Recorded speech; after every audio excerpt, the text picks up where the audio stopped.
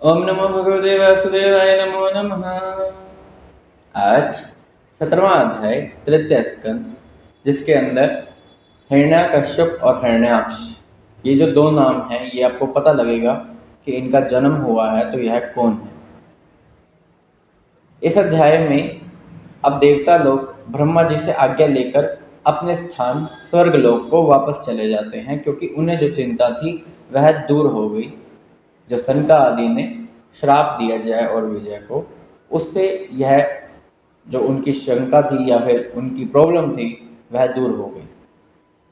अब जैसा कि कश्यप जी ने श्राप दिया था, दिति के गर्भ से दो बड़े ही बलशाली पुरुष जन्मेंगे, जो कि बड़े ही अधम होंगे और लोगों को परेशान करेंगे, निरपराधों के प्राण लेंगे। तो वैसा ही हुआ। जब पूरे 100 वर्ष बीत गए, तब जय और विजय जो श्राप के कारण ब्रह्मांड से गिर रहे थे, वैकुंठ लोक से गिर रहे थे, तो वह जाकर अब दिति के उदर में समा गए और वहां से उन दोनों का जन्म हुआ, जिसमें एक का नाम हिरण्यकश्यप रखा गया और एक का नाम हिरण्याक्ष रखा गया।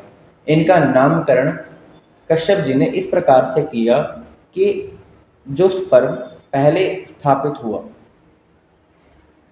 दिति के गर्भ में, उसका नाम हिरण्यकश्यप रखा, और जो दिति के गर्भ से पहले बाहर निकला उसका नाम हिरण्याक्ष रखा। और इन दोनों के पैदा होते ही पृथ्वी पर तो मानव प्रलय आ गया हो। लोग तो यही समझ रहे थे कि यह तो प्रलय का ही समय है, यह तो अंत हो रहा है सृष्टि का। वह तो मतलब इतना उत्पात होने लगा था हर जगह, जैसे कि हर जगह बादलों की गरजराहट सुनाई देने लगी, तेज हवाएं साए साए करके चलने लगी। जहां आंधी तूफान नहीं भी थे, वहां पर भी पेड़ पौधे अपने आप जमीन के बाहर निकलने लगे।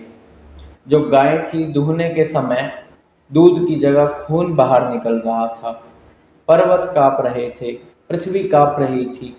इतना ही नहीं, गुफाओं के अंदर गड़गड़ाहट की आवाज सुनाई दे रही थी। सूर्य और चंद्रमा तक छिप गए थे, जिससे चारों ओर अंधेरा छा गया था। यानी इनके पैदा होने पर यह हो रहा है।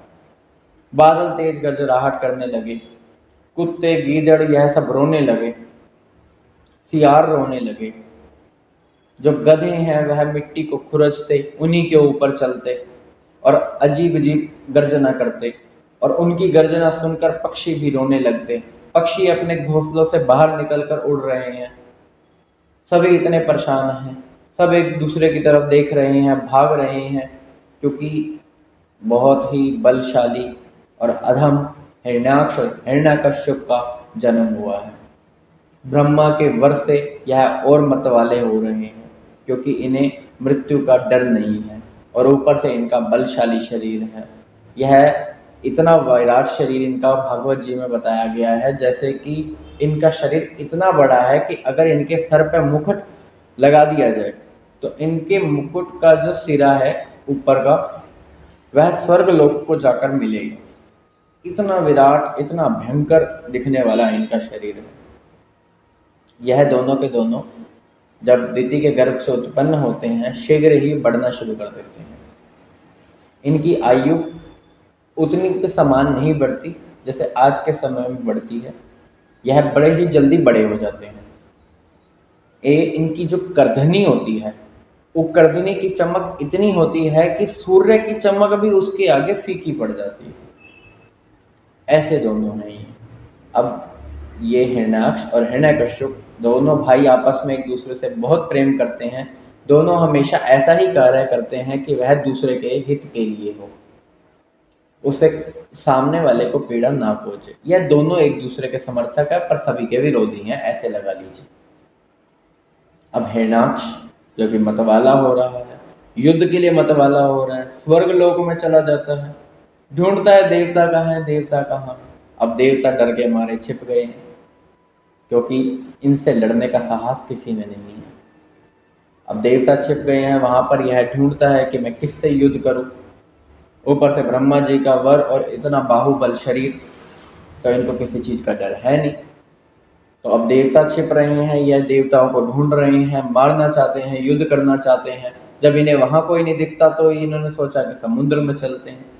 समुद्र के राजा हैं वरुण जी, और समुद्र में जब ये जाते हैं तब अनेकों वर्षों तक ये वरुण जी को ढूंढते रहते हैं। समुद्र के अंदर भी हाहाकार मच जाता है। सारे के सारे जीव डर के एक दूसरे को देखते हुए भागने लगते हैं और जाकर छिप जाते हैं कि यह तो पता नहीं कौन हो गया।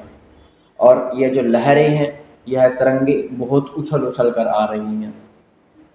वातावरण बड़ा ही खराब हो रहा है। अब यह विभावरीपुरी, यह वरुण जी की राजधानी है। अब यह ढूंढते ढूंढते वहां पहुंच जाते हैं और वरुण जी इनको वहां दिखाई देते हैं। वरुण देवता से क्या बातचीत होती है वह सुनिए।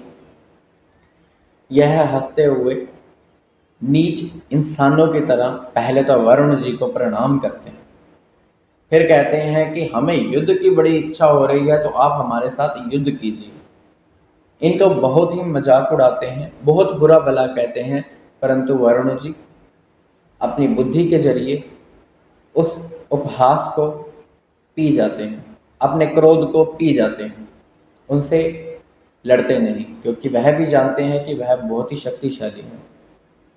लेकिन वह उन्हें इतना जरूर कहते हैं कि हिरण्याक्ष, अगर तुझे लड़ने का इतना ही शौक है तो तू भगवान पुराण पुरुष के पास जा, यानी विष्णु भगवान के पास जा।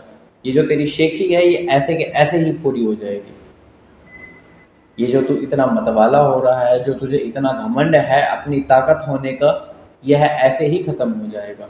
वह तेरा वध कर डालेंगे, तुझे मृत्यु के घाट उतार डालेंगे। तो मेरे सामने क्या खड़ा है, तू जाके उनसे लड़।